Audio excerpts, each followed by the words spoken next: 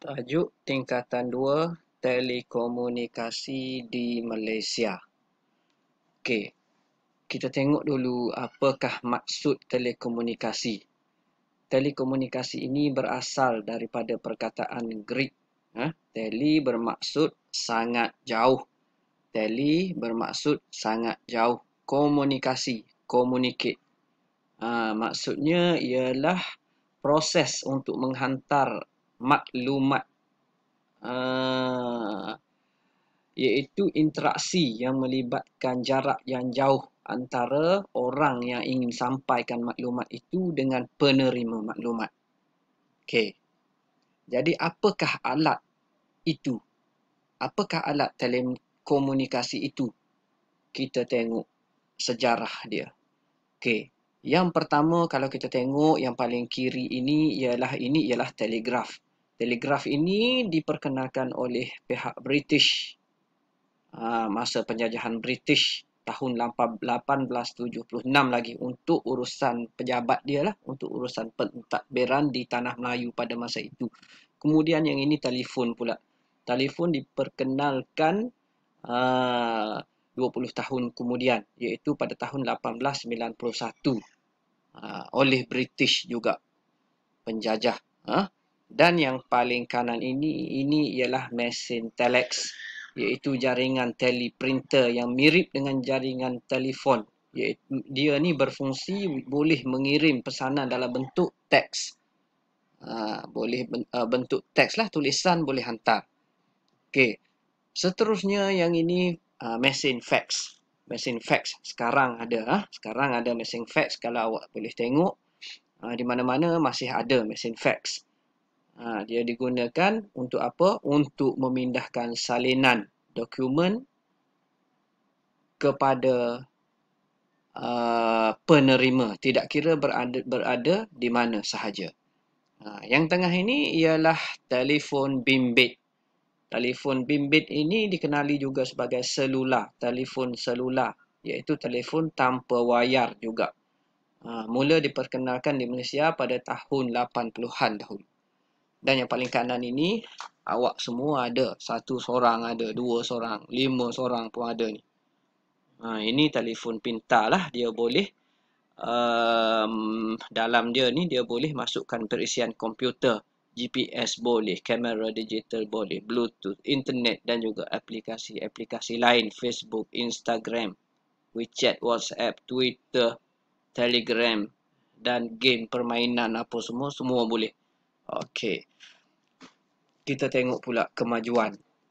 Itu sejarah dia. Kita tengok kemajuan telekomunikasi ini di negara kita. Okey, yang pertama kaitan dengan telekomunikasi ini kita tengok ialah satelit. Okey. Apa dia satelit tu? Satelit. Satelit inilah yang menyebabkan kita boleh tengok siaran langsung ke kemudahan-kemudahan lain yang kita boleh secara terus menerus.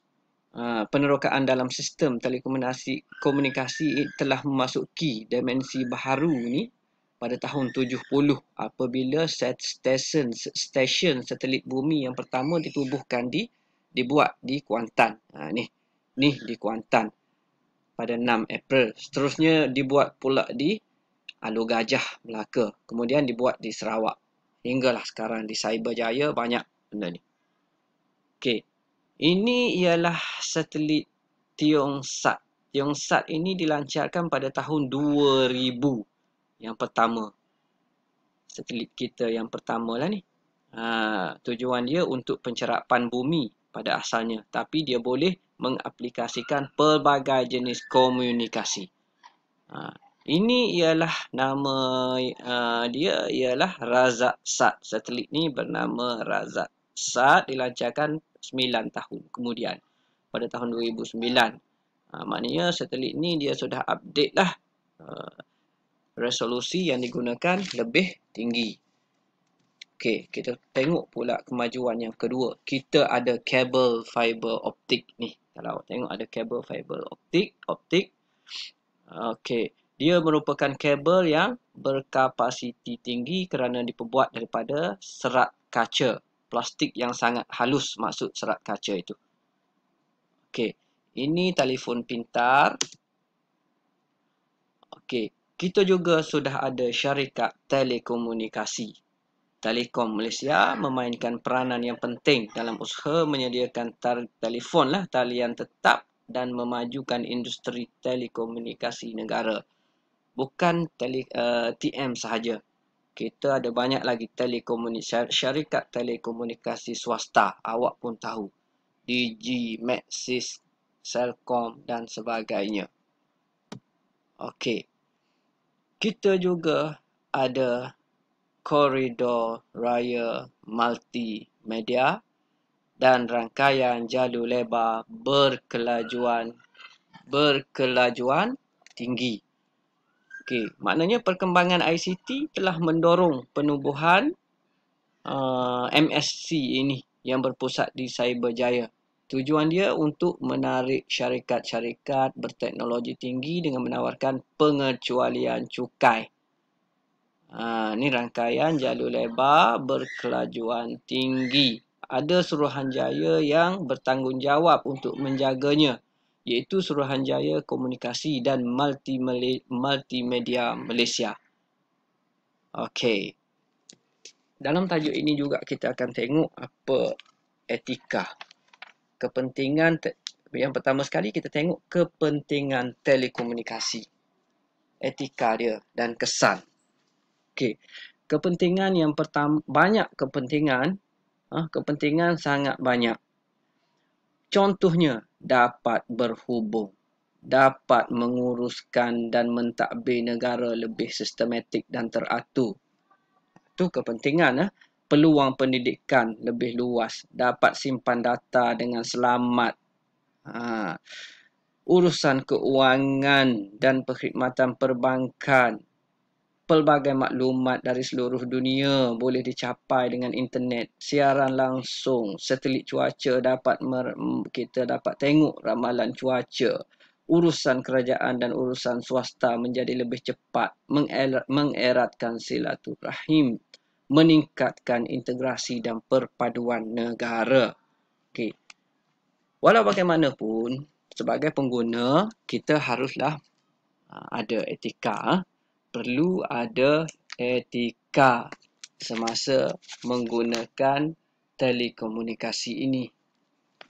Contohnya, kita gunakan kemudahan ini untuk hal-hal yang bermanfaat sahaja. Tidak melakukan plagiat, bersopan santun, tidak mendedahkan hal-hal peribadi. Kenal pasti dulu kebenaran, kesahihan, barulah kita post sesuatu maklumat. Elakkan daripada mengganggu dan merosakkan sistem komunikasi orang lain. Virus, jangan hantar virus. Kita juga kena mendukung Akta Komunikasi. Ini undang-undang yang telah digubal di negara kita. Dan juga elakkan daripada menyentuh hal-hal sensitiviti yang melanggar undang-undang yang boleh membawa perpecahan. Okey, apa kesan dia? Biasanya kesan ini dia akan ada dua. Kesan positif dan kesan negatif. Okey, kita tengok dulu apakah kesan positif. Kesan baik. Kesan positif ni kesan baik.